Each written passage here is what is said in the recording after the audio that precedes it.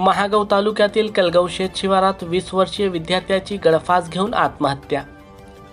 महागाव तालुक्यातील कलगावशेत शिवारातील गोठ्यात 20 वर्षीय विद्यार्थ्याने गळफास घेऊन आत्महत्या केल्याची घटना आज दिनांक 14 नोव्हेंबर रोजी सकाळी 8 वाजताच्या दरम्यान उघडकीस आली।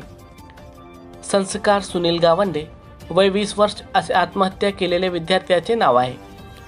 तो मागील काही दिवसापासून शैक्षणिक संदर्भात डिप्रेशनमध्ये असल्याची प्राथमिक माहिती आहे। या घटनेने कलगाव येथे शोककळा पसरली आहे।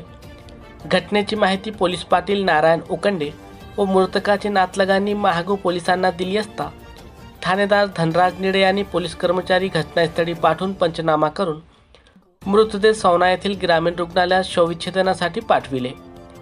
सदर घटनेमुळे परिसरात शोककळा पसरली आहे।